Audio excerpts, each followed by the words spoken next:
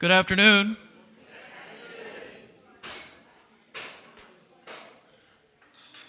Good afternoon. Someone's running a jackhammer in the kitchen. But welcome to Lunch with Books. How's everyone doing today? How is everyone doing today? Awesome. Much better. Yay. It's Tuesday at noon. This Thursday, we have a special program for you in partnership with the Ogilvy Institute, or the Ogilvy Museums. The life and time of Pop Gears. He was a horse, what do they call that? Where they ride in the cart? Not a jockey. You know the one where the horse pulls a little chariot.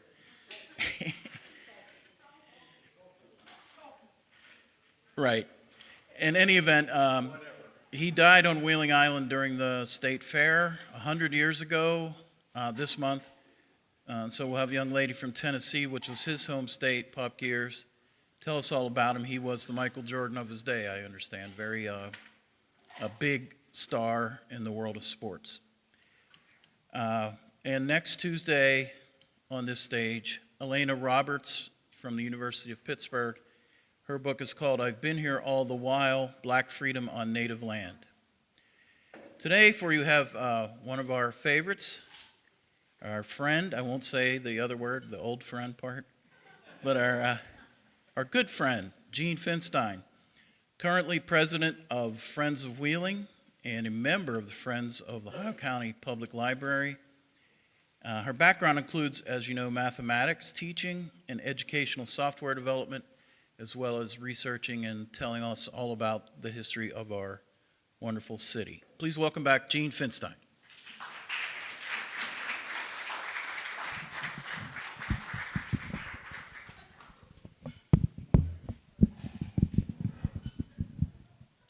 Thank you, Sean. I hope I don't bore people with a lot of talk about bridges, but I want to encourage everyone to love bridges the way I do, especially some of our younger people in Wheeling. And we have one of those with us, my good friend Sullivan back in the back. Say hello to Sullivan. Hey. All right. But if Sullivan gets bored, he's going to leave, so that's okay. That's perfectly all right. I like bridges, I really do. And knowing that this month is the 175th anniversary of the opening of the Wheeling Suspension Bridge, I asked Sean if we could do a little talk about bridges, not just the suspension bridge, but some of the other well-known or lesser-known bridges here in West Virginia. As you know, our oldest existing bridge in the entire state is our Monument Place Bridge. The picture is from a 1920 postcard, but of course it was built much earlier than that. Moses Shepard was the bridge designer. He and his wife Lydia were very involved in the community back in the day. Moses came from the Shepherdstown area of West Virginia around 1771. And in 1778, he built this iconic home, which still stands. We think it's the oldest still standing house in Wheeling. It's now known as Monument Place, and I'll tell you why later. He was quite prominent, Moses Shepard was, and became good friends with people at the national level as well, including the Speaker of the House, Henry Clay. And it's through that connection that the National Road actually came to Wheeling rather than to other cities along the Ohio River. In addition to bringing the road here, Moses Shepard also got the contract to build the bridges in the 16-mile span across the northern panhandle. In recognition of the efforts that were made by Henry Clay, the Shepards built a monument on the grounds of Monument Place, and it's long gone now, but this postcard shows what it looked like and where it stood. And that's how the name Monument Place came to be. Now, National Road construction began in 1806. The section from Cumberland, Maryland to Wheeling began in 1811, and much of the work was done by Irish immigrants.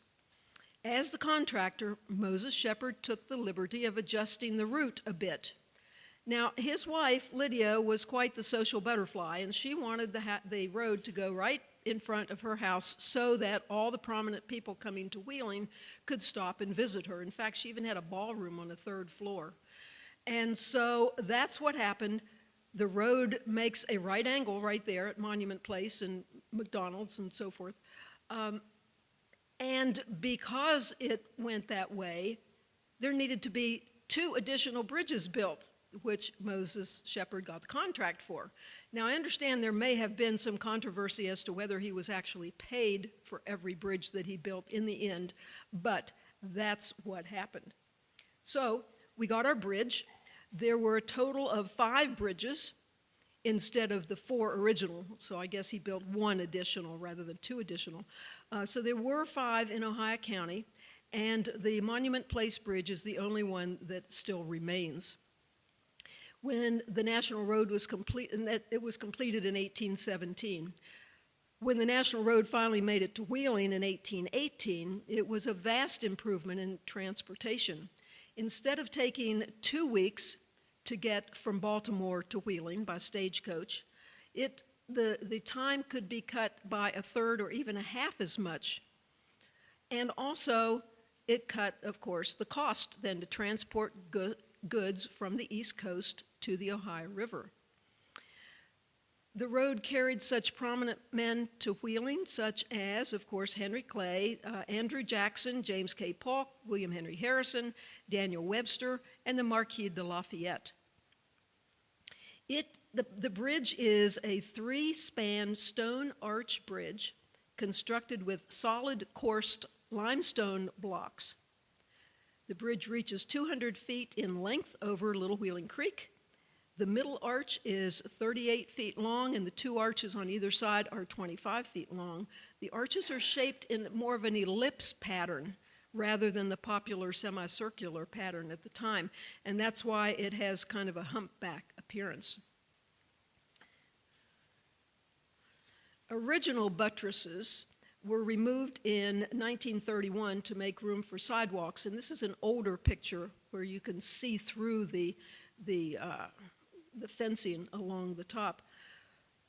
And in the mid-1950s, the bridge was sprayed with gunite, and you can see where a bit of that has fallen off on the left side of the arch that's right there.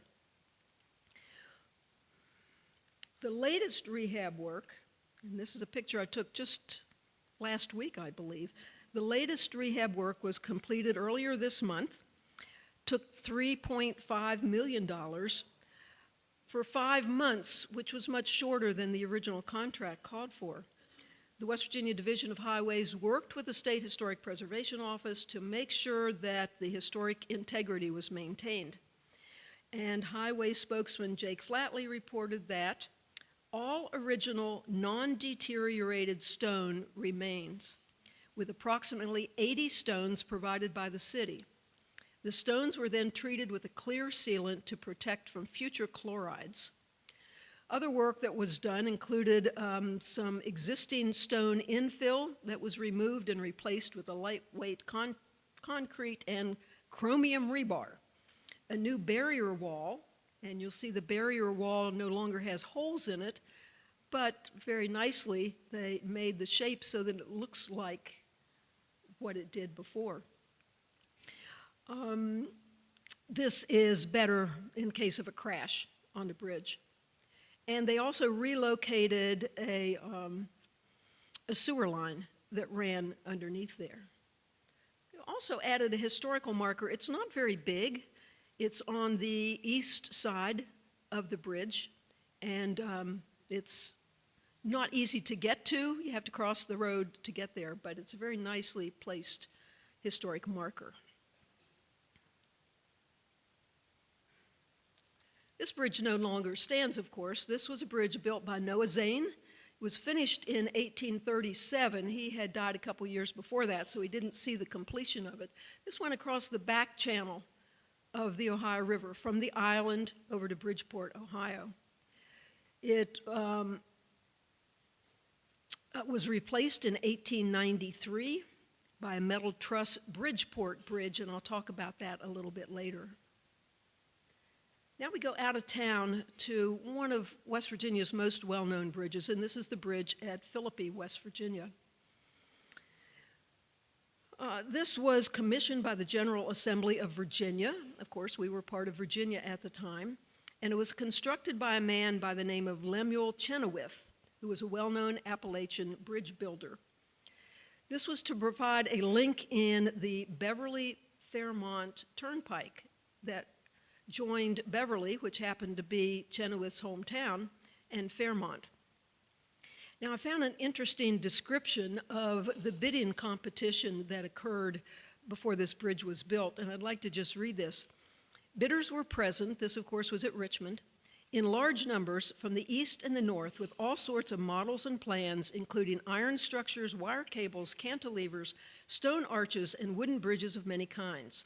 Mr. Chenoweth was there with his model made of hickory wood, as strong as it could possibly be made, not to exceed the required size. So far as appearances went, some of the New England Yankees had models of perfect form and beauty, painted and enameled in the highest art. On the appointed day, the bidders all assembled before the Board of Public Works, and each showed his model and set forth his claims of what weight his bridge would sustain. Mr. Chenoweth was one of the last called forward to show what he had done. His plain wooden model did not attract much attention, but he created consternation among the other bidders when he placed his model on two chairs, one end resting on each, and then stood on his little bridge and called on the other architects to put theirs to the same test. Not one could do it. And so Mr. Chenoweth got the contract to build the bridge. This bridge is 285 feet in length and 26 feet wide. It was originally supported by 5 massive sandstone piers. The bridge was built for $12,180.68. Is one of the few surviving double-barreled covered bridges in the United States, and double-barreled means that it's a 2-lane bridge.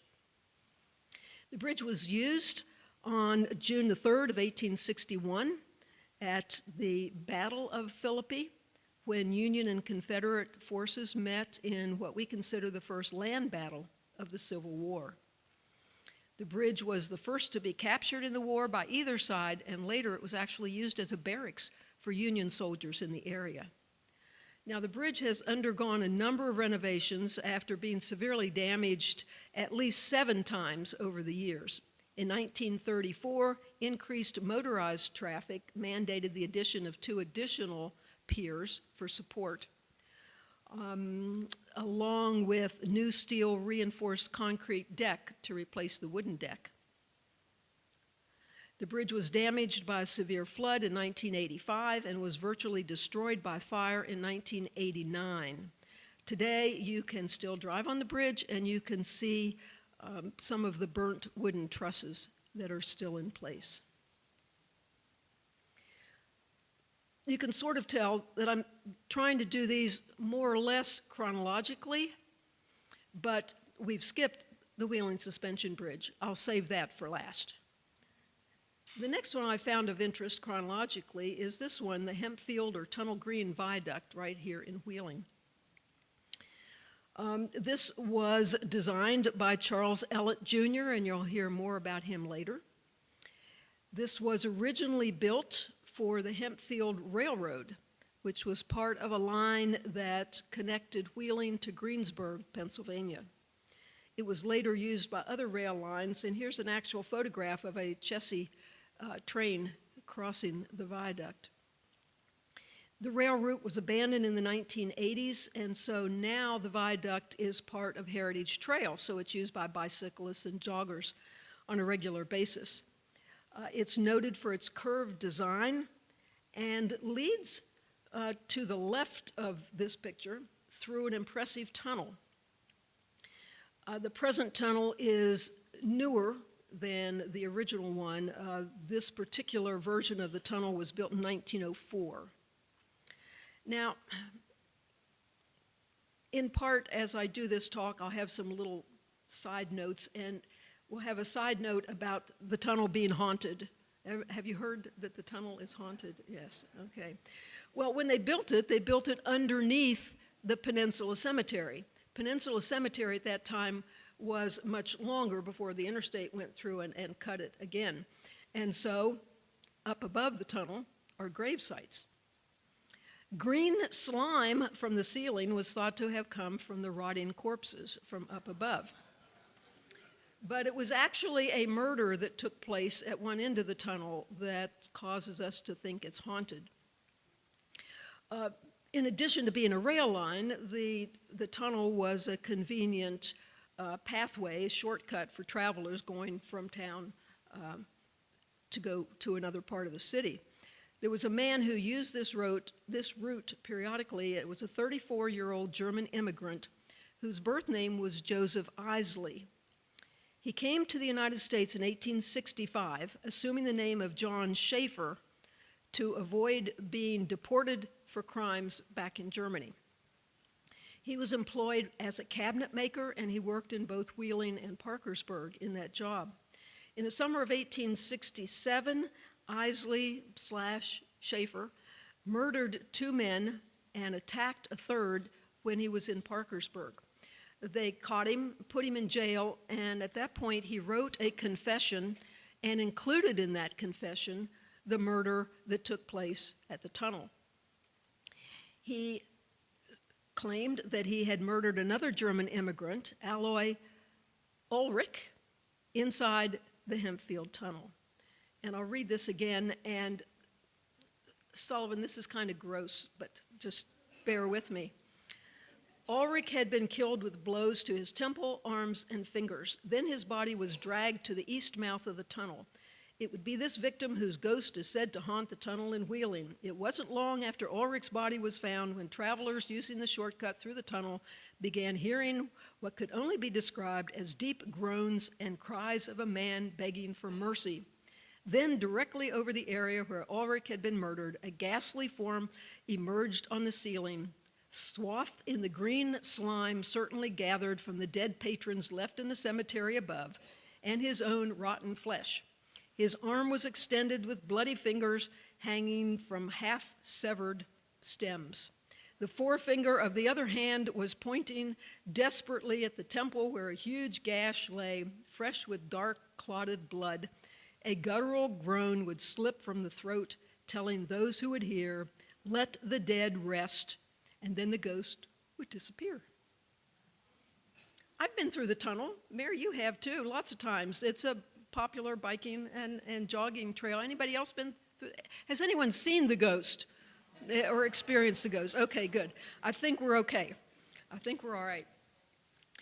Now, when I was researching this, I found something that I didn't know, and that was that there was a huge bridge construction boom in the 1890s. And I wondered why. What was the situation in the area that would cause all this construction? And so I looked to see who the movers and shakers were at the time. And I found these 4 august gentlemen. The president at the time was Benjamin Harrison. He served as president from 1889 to 1993. And he was the first of now 2 presidents who interrupted the non-sequential terms of another president. So he was between the first and second terms of Grover Cleveland. Harrison's term of office was noted for high tariffs and lots of spending on public works. Okay, makes sense. It was also a time of technological innovation, and it's said that at the time that there's the first recording of a president's voice, and his voice was saved on a wax cylinder. It was also the first time that electricity was installed in the White House during his term of office, but it's said that neither Harrison nor his wife would touch the light switch because they were afraid they'd be electrocuted, and sometimes they went to bed with all the lights on. The governor at the time was Aretas Brooks Fleming, and here's another interesting aside. He ran for governor on the Democrat ticket in 1888, and the popular vote, though, showed that his Republican opponent had actually been the winner. Now, Fleming, this second guy shown there on the picture, challenged the outcome on the grounds that there were more votes cast than there were voters. You know, West Virginia, what do they say? Vote early and often, yeah. So he challenged the vote and actually then was named the governor of the state, but didn't take office until like a year after the election. Charles Seabright, a well-known name in Wheeling, was the mayor at the time. And another interesting aside, Seabright worked for 21 years for the tailoring firm of Thomas Hughes. And Thomas Hughes, of course, is related to the family that owned the Hughes duplex that Friends of Wheeling is rehabbing in North Wheeling. So I found that interesting. And then we had a state senator by the name of Nathan B. Scott. He was quite an impressive man. He was a banker, the president of Central Glass Company. He was later the Commissioner of Internal Revenue and later a U.S. Senator. Now, at the time all this construction was going on, he was in the West Virginia State Senate, but he had also served on the executive committee of the Republican National Committee when Benjamin Harrison had been chosen as president. So he would have had some political pull. So maybe having all these powerful people in place at the same time, maybe that's why we got a bunch of bridges. I counted 6 crossing the Ohio River during this time period. The first was a Manchester Bridge. Many of you will remember this. It connected Rock Point Road to 17th Street in Wheeling. And it's believed that a bridge of some sort existed there before this current one was built in 1889. The earlier bridge would have served the workers at the adjacent Raymond Brewery, which is shown here in this photograph. This is a 1913 flood photograph that shows the bridge. There was a written agreement for the last bridge that was there, drawn up in 1889 between the city of Wheeling and the Wheeling and Harrisburg Railway Company. And this was to replace the older Creek Bridge. So probably parts of the older bridge were used in the new one. The bridge opened on November 1st of 1889 at a cost of $16,500, which is about the equivalent of $466,000 today. The original deck was 3-inch thick oak planks. By the 1950s, the deck had been replaced with concrete. And because of structural damage, load limits were reduced from 20 tons to 5 in 1978, and from 5 to 3 in 1980, and then the bridge was closed to traffic in the early 1990s and demolished in 1996. So that's number 1 of the 6. It doesn't cross the Ohio River, but I still counted it. Second one is Etnaville Bridge, sometimes called the Georgia Street Bridge. This bridge connects Wheeling Island to the little village of Etnaville in Ohio. It is a pin-connected Pennsylvania through truss bridge. How about that? It was built by the Wrought Iron Bridge Company of Canton, Ohio. It's 440 feet long, 4-span, 3-pier structure built between 1890 and 1891. Now, this particular bridge company specialized in relatively short span bridges and mass-produced a bunch of these, and I found this fascinating. Once a bridge was ordered from the Wrought Iron Bridge Company, the pieces were shipped by train to the nearest station, and then local contractors put it together. So this seems almost like, remember when we used to have erector sets? This looks like a big erector set project. By 1882, this particular bridge company claimed to have built nearly 4,300 different bridges. There was a website that focuses on the company and its efforts, and there are apparently only 14 of those bridges still standing, one of which is the Etnaville Bridge. I'll quote a little bit more. When the bridge was finally finished, on August the 25th of 1891, the last 4-inch bolt enabled the structure to be self-supporting, and there were whistles blowing on the construction engines. The handsome and substantial structure was officially opened then on September 1st, 1891, with a number of young folks from the island and Etnaville promenading on the bridge. That evening, the electric lights on the bridge were turned on, and people all over Etnaville came out into the streets and cheered. The Wheeling Bridge Company began collecting tolls the same day. Electric trolley cars soon followed. The newspaper from the time praised the contractors for the fact that no workers had been injured on the entire job, but then it went on to say that some 20 workers had come down with typhoid fever, and 5 of those died. For decades, this bridge, and as I said, sometimes it's called the Georgia Street Bridge because it connects to Georgia Street on the island, was actively used by hundreds of residents on the north end of the island. It provided safe and convenient access to stores, restaurants, work sites, and was an emergency exit in case of flooding or other disaster on the island. It also is potentially the best possible route to connect the extensive bicycle jogging trail system in Wheeling that goes all the way just about to Washington, D.C., with those in Ohio and the West.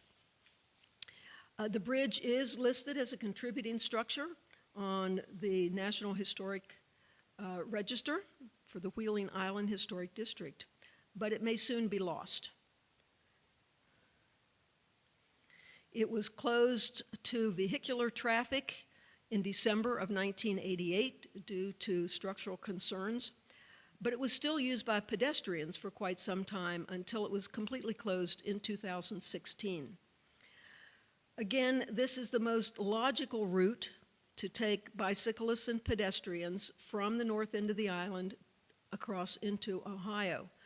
The only other option, if you're biking from the island to Ohio, is to cross where the current Route 7 bridge is, which crosses an active rail line, and that, as you know, that intersection is a crazy one. So there are efforts now to at least replace the bridge with a bicycle jogging bridge if it can't be saved, but it's our understanding that it is on the state's demolition list. Number 3, the steel bridge. Anybody remember the steel bridge? Oh yeah. 20,000 people reportedly attending the opening of the steel bridge in October of 1891.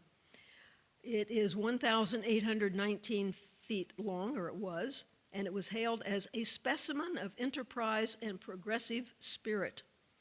The city promised island residents that the new structure, unlike the suspension bridge at the time, would not have pedestrian tolls. However, that promise was not kept, and so there was a toll to cross it. Streetcars also used the bridge, and even circus animals. Now, when the circus came to town, they came by train primarily, and so they would be along where Heritage Port is now, where the train lines went through, but they would have to get their wagons and animals over to the island where the fairgrounds were. So there are photographs of elephants crossing the suspension bridge, and then I found this picture of elephants crossing the steel bridge as well. On October 5th of 1924, a portion of this bridge collapsed, killing 1 workman, and 34 other workers just barely escaped their lives at the time. According to the local coroner, the collapse was due to the piling of a tremendous weight of timber in excess of the bridge's capacity. So we do need to be careful. If a weight limit is posted, and I'll talk more about this later, we need to pay attention to that. We don't want collapses. The steel bridge was repaired and continued in use. This is where the access was, in the alleyway just south of the current mall building. Is where it was. Parallel to the suspension bridge. Here you see the suspension bridge on the right and the steel bridge on the left. It was demolished in 1962. Bridge number 4 in my list of 6 in the same time period was the Wheeling Terminal Railway Bridge. This spans the Ohio River between Wheeling and Martins Ferry, or it did. It crossed the river near Madison Street in Martins Ferry and hit the banks on the West Virginia side, just north of First Street in North Wheeling. This was part of an extensive railway system that we had in Wheeling, connecting Wheeling to Martins Ferry and other places, north, south, east, and west. The main system included 10.5 miles of track beginning at the upper end of Martins Ferry and continuing across the river through 3 tunnels in the south of Wheeling and connecting with an amazing number of rail lines that included the Wheeling and Lake Erie, Pittsburgh, Wheeling and Kentucky, Cleveland, Lorain and Wheeling, Cleveland and Pittsburgh, Ohio River, Baltimore and Ohio, and Panhandle railroads. And of course, today we have none. The bridge was 2,097 feet long. It was double-tracked and built in 5 different spans. It was used by passenger trains until 1938 and for freight trains until 1982. Then it was discontinued in use for 11 years and was finally demolished in 1993.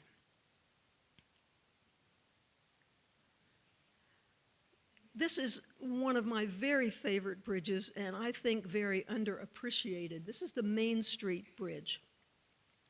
This is a stone arch bridge that crosses Wheeling Creek between 16th and 20th Streets, just north of Main Street Bank.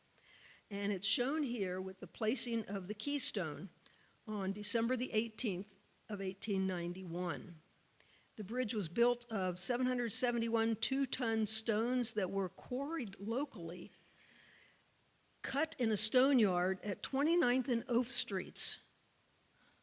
I have to go figure out where that happened to be. Has a span of 159 feet, and at the time it was built, it was the longest single-span stone arch bridge in the United States. Like, wow. The wooden structure that you see there was a temporary support while the stones were being placed, and the placement of the keystone then would allow the demolition of that temporary wooden structure. Newspapers of the day stated, "There was never a more successful job of bridge engineering and building accomplished." The plans were so intelligently and carefully drawn that every stone fit in its place just as if it had been cut to fit the place by actual measurement. I'll bet you they really did measure, though. The engineers in charge did their part as well as could have been done. The bridge engineer was a man by the name of Frank Hogue. He was a Marshall County native. He was educated at the Naval Academy in Annapolis, graduating as a midshipman in the U.S. Navy on June the 15th of 1860. His first assignment was on board the Susquehanna, which was a sidewheel steam frigate on a cruise in the Mediterranean. Can you imagine some Marshall County, a landlocked county, being in the Mediterranean on a ship in 1860? He must have really been excited to do that.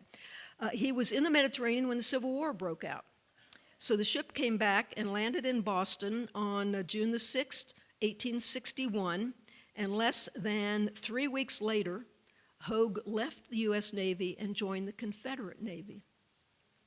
He was assigned to the Patrick Henry, and he had quite an outstanding career with the Confederate Navy, including blocking the James River from Union boats trying to attack Richmond, and also taking part in the Battle of Hampton Roads, sometimes called the Battle of the Ironclads.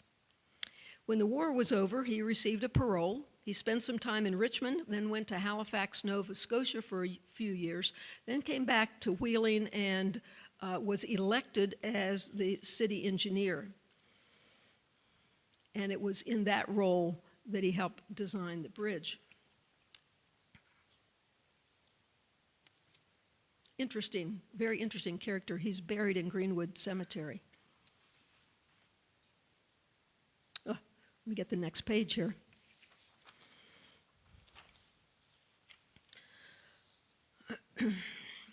There is a close-up of that lane of the Keystone picture, and I see this rather jaunty-looking guy standing there, like, look what I did, and no one in the picture is identified, but I like to think that that's got to be Frank Hogue.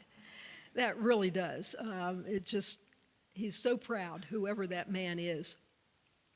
Now, after the keystone was placed, the next step was the gradual deconstruction of those wooden supports that were underneath.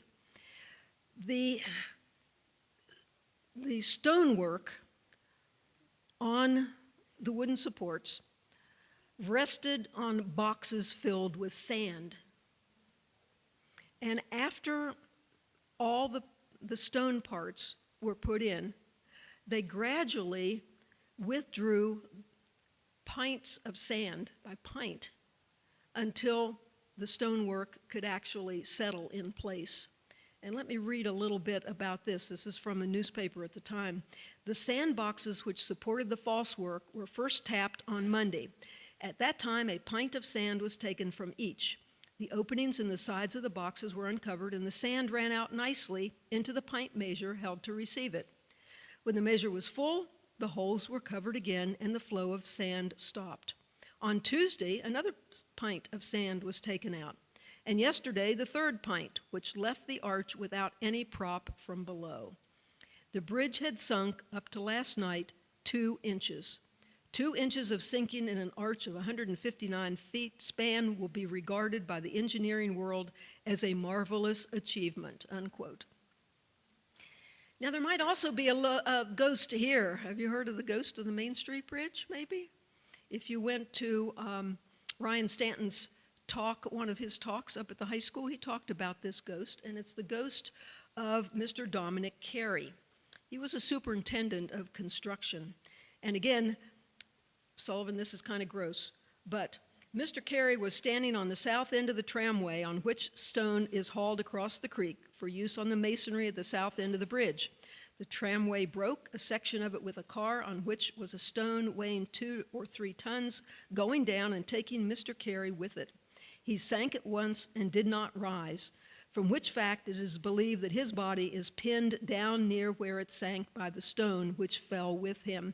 And Ryan said that he doesn't believe the body was ever recovered. The huge stone struck him in the middle of the back, most likely, and carried him into the water beneath it, probably falling on his body in such a way as to hold it down at the bottom of the creek. So, ghost believers think that Mr. Carey never moved on, and he's still around there, and there are stories of strange happenings at the bridge, including disembodied voices echoing through the trees without visitors attached to them, and unidentified lights floating near the water and the entrance to the bridge. Most spectacularly, it is claimed that a full-body apparition of Corey can sometimes be seen walking the length of the bridge, appearing to be checking the structural integrity. So next time you're there, take a look. The bridge is still in use. It crosses Wheeling Creek between the Bory Lofts and the Main Street Bank, and we almost always ignore this bridge. In August of 2022, there was a single-car crash in which both the driver and the passenger were killed, and so there's damage to the upper part of the bridge on the east side that has not yet been repaired. I talked to City Manager Bob Herron about this the other day, and he said that it is the state road that will be coming back to repair that bridge. And finally, number 6 in my list of 6 bridges built all during the same 3 or 4 year period is the Bridgeport Bridge, built in 1893. This was a steel-framed bridge built with a wooden deck to replace Zane's covered bridge. So it's believed that some of the piers from Zane's original bridge were used in the construction of this one. It was also built by the Wrought Iron Bridge Company of Canton, Ohio, the same one that built the Etnaville Bridge. So here comes the train, here are the erector set pieces, put it together, and there it is. The primary reason for construction was to accommodate the new electric streetcars of the time. But the streetcar service discontinued in 1948. We may remember this bridge because of the beautiful finials that were on the top of it. A self-supporting load-bearing deck structure known as the Bailey Truss was installed to try to save the bridge, but this was really a temporary measure, and the bridge was replaced in 1998 by the adjacent one, and it was finally demolished in 2011. Now we'll go outside of Wheeling again to the Silver Bridge, built in 1928. This one is an I-bar chain suspension bridge. So instead of cables, there's a series of chain links that supported this bridge. This was built to carry U.S. Route 35 over the Ohio River, connecting Point Pleasant, West Virginia with Gallipolis, Ohio. It was officially named the Point Pleasant Bridge, but it was popularly known as the Silver Bridge because of the aluminum paint that was on it. On December 15th, 1967, 39 years after it was built, it collapsed. There was heavy traffic. There were 37 vehicles on the bridge at the time. 31 of them fell with the bridge, resulting in the deaths of 46 people, 2 of whom were never found. Investigations of the wreckage soon pointed to the failure of a single link in the bridge. And its collapse led to significant changes in the way bridges are inspected and maintained. Now, this tragedy became all the more bizarre because of legends of a visitor there, Mothman, okay? People think that Mothman is the one who caused the collapse of the bridge. This creature is described as being roughly 7 feet tall with large red glowing eyes. Actually, sightings of Mothman had occurred before the collapse of the Silver Bridge. The first sighting was just over a year before the collapse, when gravediggers working in a cemetery in Clendenin, West Virginia, spotted what they described as a brown human being soaring over their heads, moving rapidly from tree to tree. A few days later, there were some people in a car at night with their headlights on, and the witnesses claimed that there was a white-winged creature 6 or 7 feet tall, standing in front of the car. They claimed that the beast had bright red eyes about 6 inches apart, a 10-foot wingspan, and it apparently wanted to avoid the car's headlights. The witnesses also claimed that Mothman could fly at staggering speeds, possibly as fast as 100 miles per hour, as it chased their car along the road to the outskirts of town before flying off into a nearby field. I've never seen Mothman either, but Point Pleasant annually has a Mothman festival, so perhaps there's some truth to this story. I'm not sure. Okay, now back to Wheeling, a few more modern bridges. Here's the Chaplain Street Bridge, built in 1942. It carries a 44-foot wide roadway over Wheeling Creek.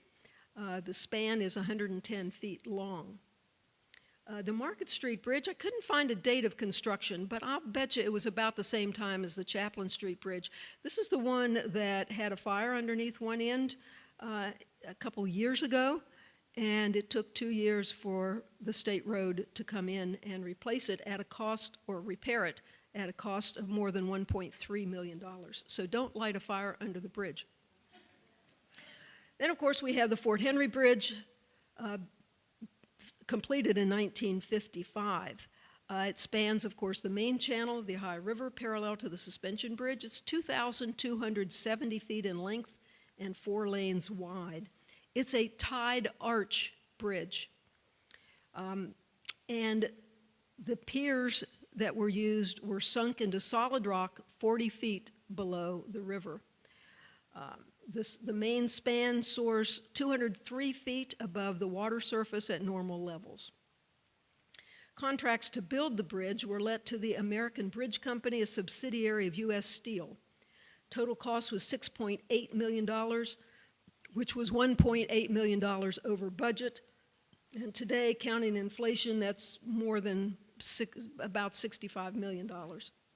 It took 4 years to complete it. This is another photograph in construction, and was opened to traffic on September 8th, 1955, in front of a crowd estimated to be between 55,000 and 60,000 people. I don't know where they came from. At the time of construction, the bridge was only the second tied arch bridge across the Ohio River, but this style is apparently really common now. The Fort Pitt Bridge in Pittsburgh, for instance, is a tied arch bridge. There it is kind of today. The bridge earned an honorable mention in 1955 from the National Steel Bridge Alliance, which recognizes the best steel bridges of a particular year. The bridge was named for Fort Henry, which in turn was named for Patrick Henry, who was the governor of the Virginia Territory at the outbreak of the Revolutionary War. It was originally named the 9th Street Bridge, since it reached Wheeling, where 9th Street was. And I know we all like that bridge now, but sadly it took many beautiful mansions that stood along Main Street around 9th Street. Veterans Memorial Bridge is the I-70 bridge that crosses the Ohio River just south of the island. It's Wheeling's newest bridge. It was opened in 1983 and, of course, carries Interstate 470 across the river. It is another tied arch bridge. Construction began in 1975 and was scheduled to be completed by 1981. However, work was not completed in time. There were some issues with the vertical hanger cables. I remember that. Ooh, it was like, oh my goodness, they can't finish this bridge. And there were also delays on the Ohio Route 7 side with the connector. And for a while, people even referred to it as the bridge to nowhere because it didn't connect for a while on the Ohio side. The estimated cost was $54 million, or more than $166 million today. Again, chronologically, but outside of Wheeling, is the new River Gorge Bridge. This was completed in 1977. It was a huge advantage in the local neighborhood. Before, it would take about 40 minutes to go down one side of the gorge and across the river and then back up the other side of the gorge. Now it takes about a minute to cross that same span. It's 3,030 feet in length, 876 feet above the New River. It is the longest steel span in the Western Hemisphere. It's also the third highest bridge in the entire United States. It's one of the most photographed places in West Virginia. Here's a picture from last year. It's just gorgeous in the wintertime. And I remember as a young adult, when it was being built, that my dad, who was an engineer, would go every fall to take a picture of the construction because it took a while to build, and he was interested. So it was even being photographed before it was completed. In 2006, the U.S. Mint chose the bridge to represent West Virginia on the commemorative quarter. And in 2013, the National Park Service listed it in the National Register of Historic Places. This listing signifies the importance of the bridge as a historic resource. Now, the third Saturday of October every year is Bridge Day. Anybody been to Bridge Day? Oh my goodness, what a what a crazy event.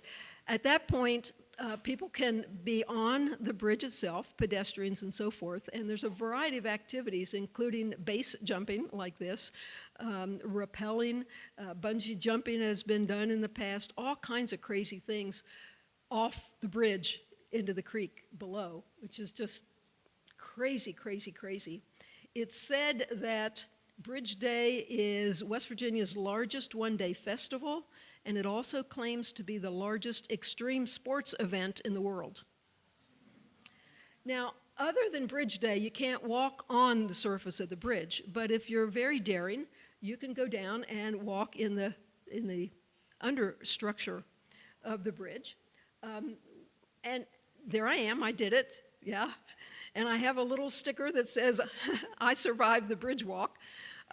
It wasn't all that scary. We were tethered and had a guide with us. That's the guide behind me. But you are a good ways up, and you're just walking on a fairly narrow passageway. So if you're looking for an adventure, go down there, not on Bridge Day, but on some other day. Make reservations ahead of time because it's a very popular thing to do. The newest bridge in the area is the Wellsburg Bridge, which was just completed last year. And some of you may remember that when this was built, the bridge itself, the main structure of the bridge, was built along the shoreline on the West Virginia shore. And then they put the bridge on barges and floated it downstream and put it in place. So I think, wow, that's a really cool idea. And it worked. This bridge cost $131 million. It connects Wellsburg with Brilliant, Ohio. And when they built this, they included, on the left side in this picture, a bicycle lane, could also be used by joggers. And then there is a ramp on the West Virginia side that goes down to the jogging trail down below. And so now, here we are finally, the Wheeling Suspension Bridge. Drum roll, okay.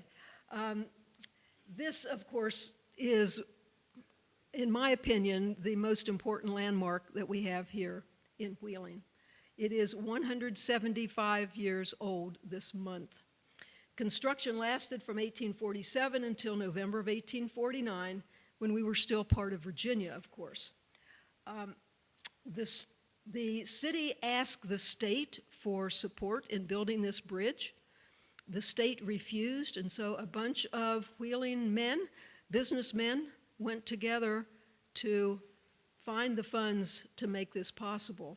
C.J. Kaiser does a talk on the bridge and has said he thinks that this refusal by the state government was one of the things that led the western counties of the state to want to separate at the beginning of the Civil War.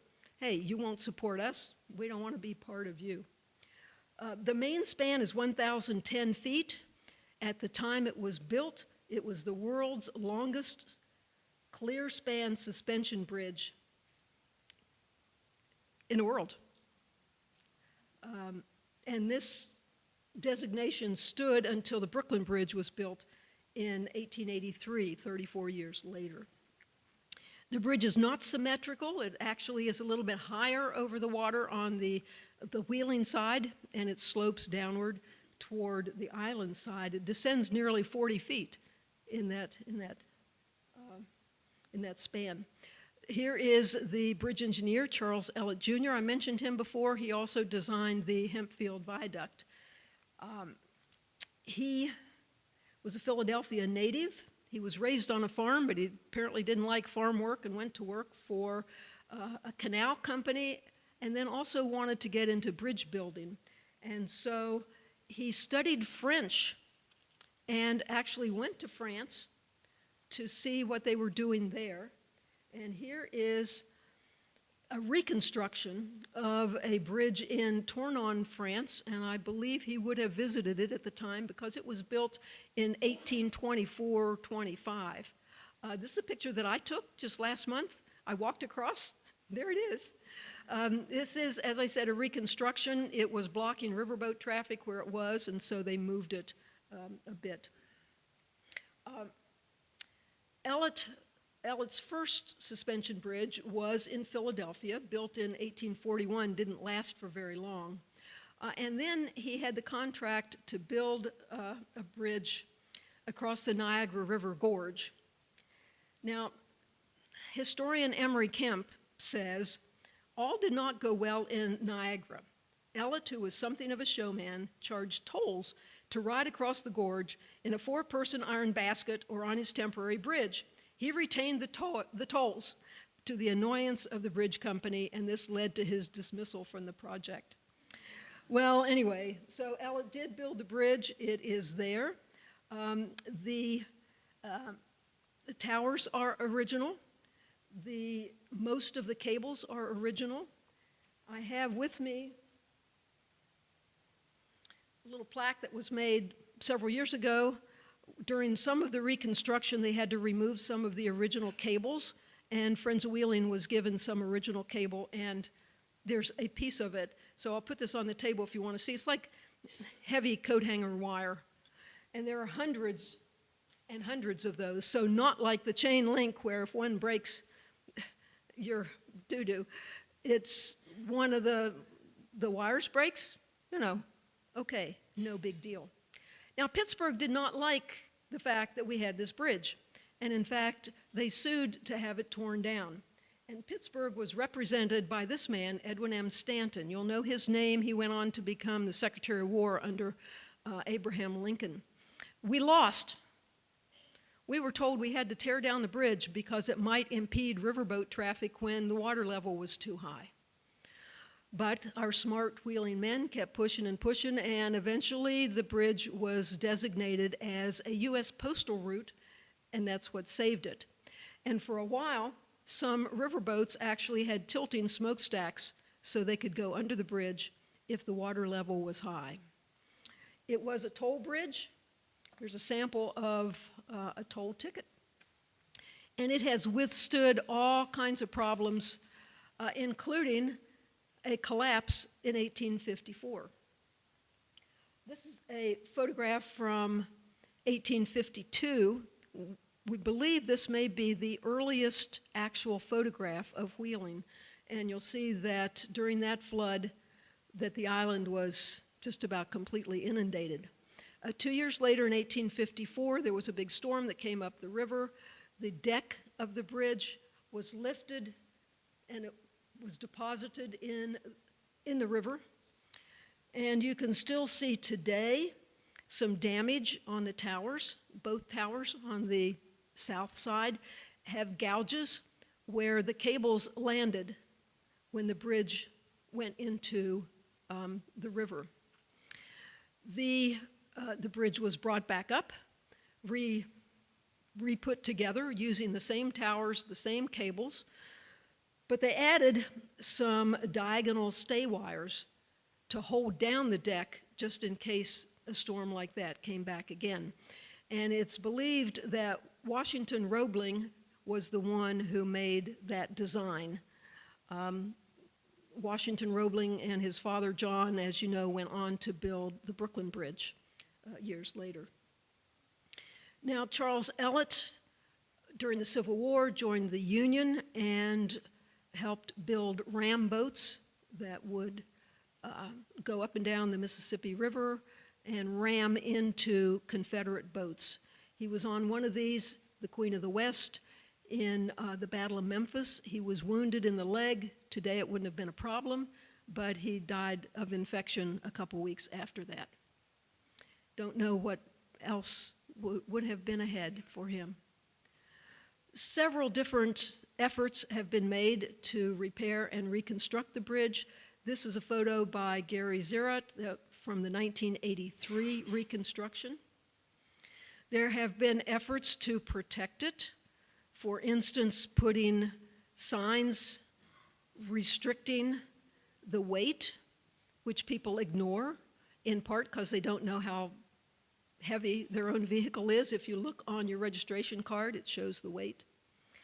But then, as you know, in 2019, a fully loaded tour bus got hung up in the barrier, and after that, then Off and on, it was open but has been closed in the last few years for reconstruction.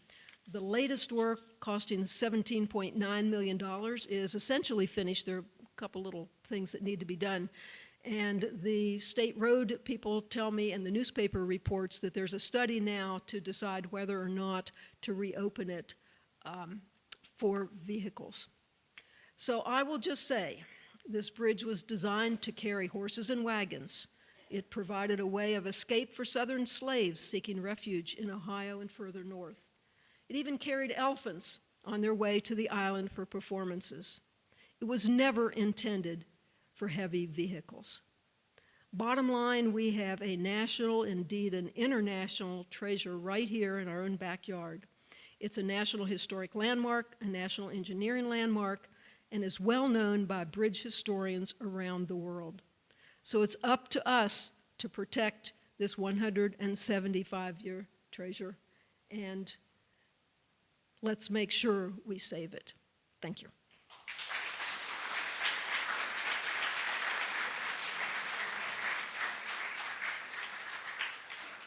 Back around the time of the 1983 work, Dr. Emery Kemp and Beverly Flutie wrote a book about the suspension bridge.